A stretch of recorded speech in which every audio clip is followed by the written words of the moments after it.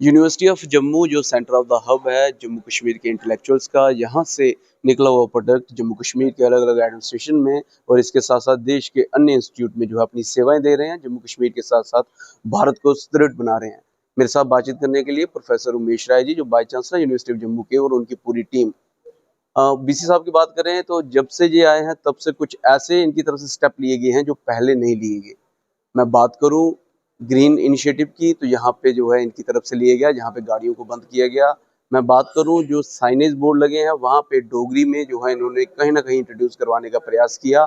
और सबसे बड़ी बात जो ये हमेशा पहले दिन से कह रहे हैं, dissolving the boundary evolving the education, उस संदर्भ में, और DYD डिजाइन योर डिग्री, आप अपनी डिग्री अपने तरीके से डिजाइन कर सकते हैं।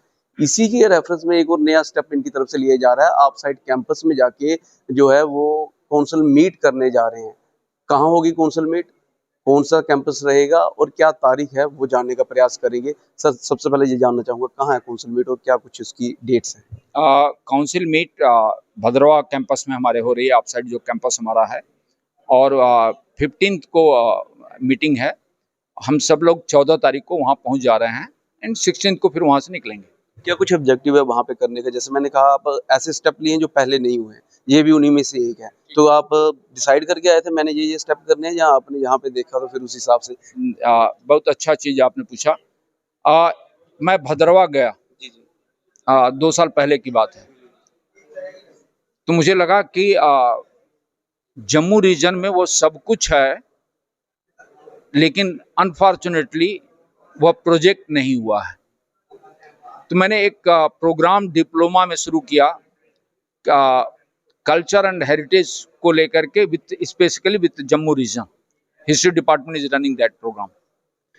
अभी हमारे आदरणीय मुख्यमंत्री जी ने कहा कि भाई, हम भारत सरकार से भी अपील की और उन्होंने खुद भी काम किया कि हम अपनी मीटिंग्स श्रीनगर में न करके पहलगाम में करें, इसलिए कि पहलगाम को एम्पावर करना है।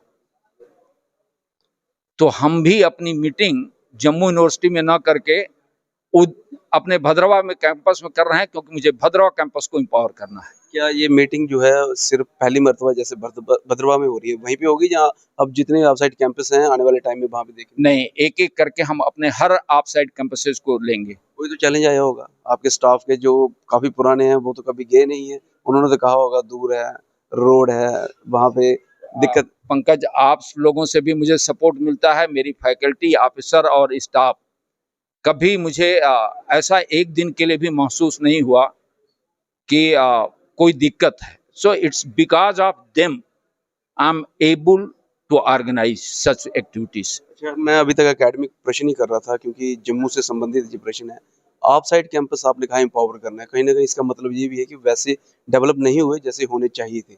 उसका नुकसान जम्मू को हुआ होगा, क्या कहेंगे आप?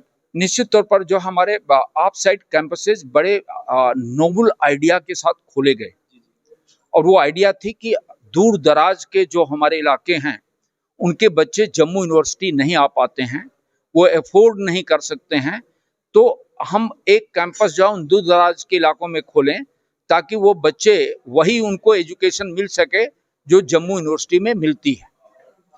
लेकिन मुझे लगता है कि हम उसको अचीव नहीं कर पाए हैं, और इन्हीं कारणों से हम धीरे धीरे करके अपने ऑफ साइड कैंपसेस को और एम्पावर कर रहे हैं, ताकि लोगों की, पंकज की भी नजर पड़े जो है, और हमारी बात लोगों तक पहुंचाएं।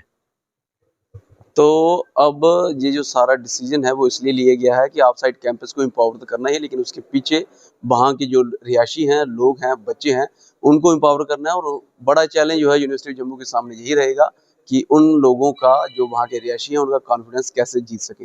हालांकि जैसे मीटिंग होगी इनसे जरूर बातचीत करेंगे और क्या कुछ आउटकम रहेगा वो भी जानने का प्रयास करेंगे।